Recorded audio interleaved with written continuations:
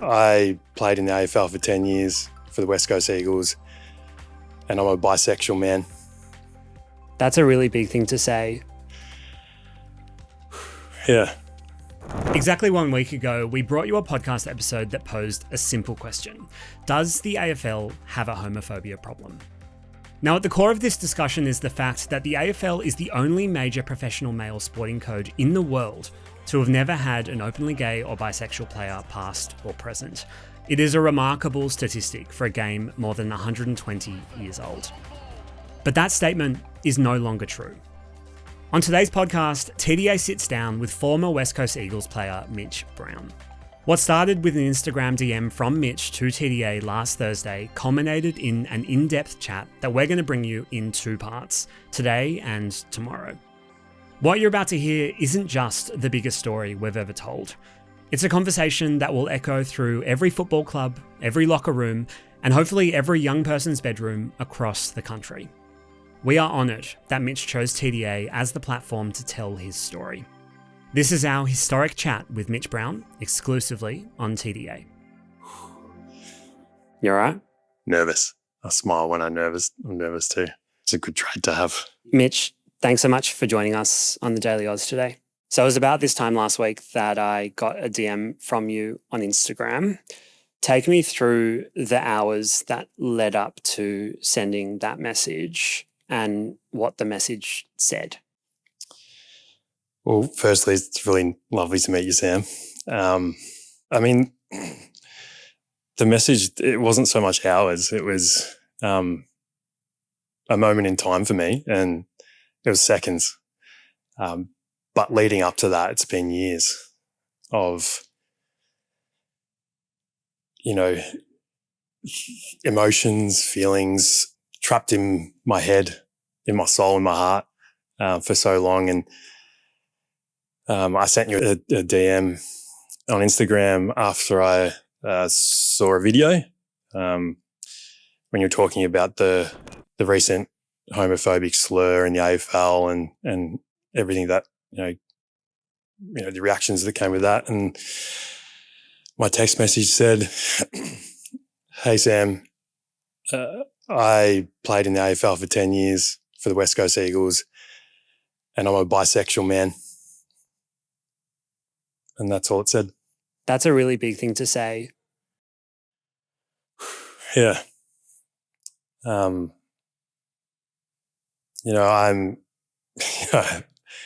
it feels amazing now.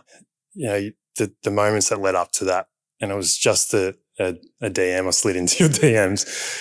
I had this feeling of peace, but more importantly, comfort and confidence, in confidence in who I am, my identity, and comfort with sharing that and the people I have around me. There's been 125 years of VFL, AFL competition. That's tens of thousands of male players. You are the first past or present player to say, "I'm gay" or "I'm bisexual" publicly. Why do you think it's taken that long? It's when you ask me that question, it's quite sad to hear that, you start reflecting on why has it taken me so long before you go and question why has it taken the community so long. And I get the generations, not in just how the wider community feel about the queer community, but just everything. Things change over the generations. We learn, we grow as a society. We're more educated than ever. We have more empathy than ever. And that correlates to the timeline, the amount of time of why, being openly gay or bisexual as a Australian rules footballer, past or present, has taken so long. Why do you think it's taken you so long? Yeah, for me, society and definitely the communities and the environments that I grew up with. I have a beautiful family and I've lived a very privileged life as a white male in our society, and things have come to me quite easily. So I just want to acknowledge that, and I want to acknowledge that I'm not speaking on behalf of the queer community. I'm only speaking for my own experiences, lived experiences. But as I was growing up, I was involved, and as a male here in Australia, most of us are in environments of hyper masculinity. Yeah. And so what I mean by that is, I grew up in Ballarat in the country, played football when I was young in juniors only with boys. The young girls didn't have a chance to play football. Our coaches was always men, dads. Went to primary school in the country and then went to high school to an all-boys Catholic school. And then as a 17-year-old young man, flew across the country and stepped into an extra hyper masculine environment, and that is an AFL footballer. So that's when you were drafted. You were drafted to the West Coast Eagles. Yeah. And you went across to Perth at 17. 17. Was it around then that you started questioning or thinking through your sexuality? It's a really hard one to answer, because these thoughts have come up. Questioning, being curiosity is just a part of the human experience. Yeah. And, part of my experience has been suppressing that for so long. Unconscious, you don't even think about when you do suppress it. It's like, all right, I grew up as a man in Australia. I, leave home, I'll find a girlfriend and I'll get married. And that's how we do things. And in the environments that you're in, whether it's at high school, in the group chats, in your mates, at recess, or in the locker room as a footballer, as an adult, there's never once an opportunity to speak openly or explore your feelings or my feelings or questions in a safe way. Was it just something that was absent, or was it discouraged, do you think? Discouraged. What do you mean by that? We all know that the locker room chat, the chats in the spa, and so I'm speaking about sort of in the AFL football environment now, and the chats were all geared around who did everyone pick up on the weekend, or she's pretty hot, and it was never once. It wasn't even in my mind to share or ask a question or bring things up or even talk about the queer community at all. In fact, it was always something that you'd keep inside, because if you did put out a question or you did talk about, even people like, I love David Bowie, the artist, the musician, his music.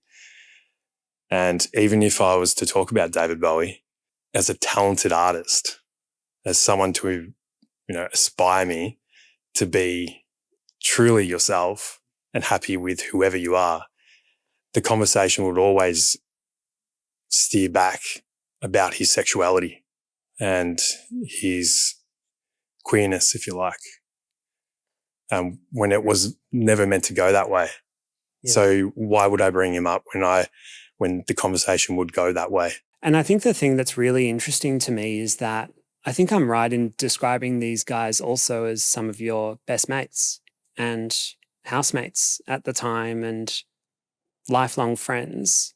Explain the disconnect then, though, that you did have intimate relationships with this group of players, but couldn't or didn't talk about this key part of you. You learn very quickly just to say nothing. And, I was always very, very good at putting things deep inside of me, not just about my sexuality, but about everything. My anxiety, my worries in life, I could bury them so deep. Mm. And most people in my position can do that better than anyone. And you move on. And especially in a high performance environment like the AFL, it's so clear your task, and that is to train hard, get better, win games, win a premiership. So it's really easy to not bring your personal life into things, to stay quiet, to not share too much of yourself, because, you can easily still be an amazing team member and not reveal yourself, your true identity, and still be successful. There was one time I did share my questions about my sexuality with a teammate or with, a person in my footballing community in Western Australia. And it was just a sort of casual question around, how do you know if you're gay? How do you know if you're bisexual? And I remember it happened a long time ago in 2007, but it was laughed at. Right. It was almost like, that's a funny question. You're being funny, Mitch. And then the conversation just rolled on, but it was made as a joke, and I remember how that made me feel. And I swore never to bring that up ever again. Well, you were 19 in 2007. That's a really important age to be asking that question, and I'm sure a really important age to be hearing a reaction like that to it. Yeah. I mean, I've had so much time to think about this. Yeah. To sit with my emotions and feelings over the years. And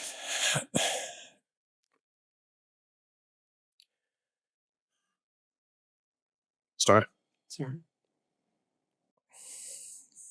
What was that question again? Sorry. Why don't we talk about on the field? I think you've painted a really good picture of the locker room and the barriers that are there. Talk to me about combat on the field and the role of homophobic comments in your playing career as almost a weapon to be used against your opposition. Hi there, my name's Emma. I'm the editor at the Daily Aus, just popping in to say hi and let you know that here at the Daily Aus, we are an independent media company who work to break down the news for young Aussies in a digestible and accessible way. If you like what you're watching and you like what we do, please hit the subscribe button. Now back to the video.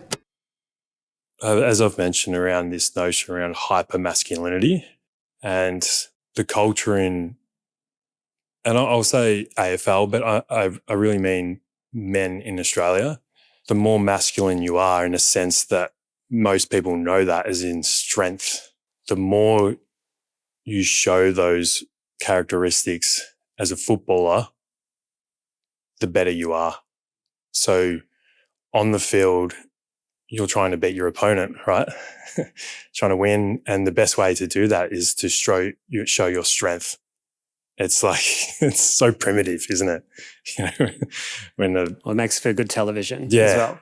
So, and, one of the ways you do that is to belittle your opponent, bring them down. You do it physically, yeah? And then you can do it verbally as well. You can say all sorts of things.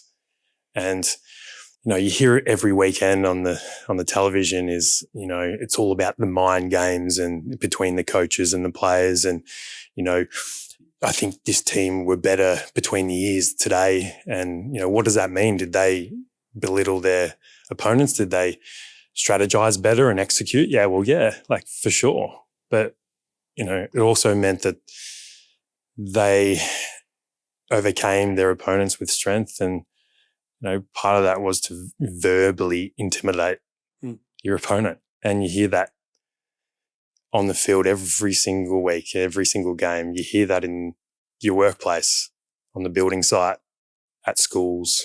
I think it's very known. It's become an AFL problem. Yeah. But it's a Australian man's problem. Do you remember any times where you had homophobic comments directed at you? Countless. And it wasn't because, people, I'm straight presenting man, and, it was used because a gay man, a bisexual man, someone in the queer community was seen as someone so small and low and weak. For a man in Australia, that's probably the weakest thing you could be. You know, certainly when I was growing up at school, the word gay was thrown around constantly, and we're an all boys school. So, you know, to belittle someone or to hurt someone, you would say, oh, you're gay. And it just became part of the normal conversation. What was it like hearing those homophobic comments directed at you and internalizing that homophobia while you were navigating your own identity in your 20s? That's exactly right, Sam. Like, most young people finish school and, you know, go to university, go traveling or a gap year and have the time and space to find your people, your community, your queer community, or explore. And I only speak because this is my experience. For footballers, I went into this hyper-masculine environment, not being able to have the chance to explore my sexuality. You've suppressed these feelings so much because that culture is so strong around being a strong male in their eyes that you forget. You forget who you are and your identity.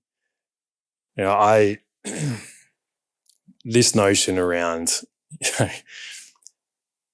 a queer player being in the AFL men's has come up time and time again. You know, I really want this to be a anticlimax or a not event.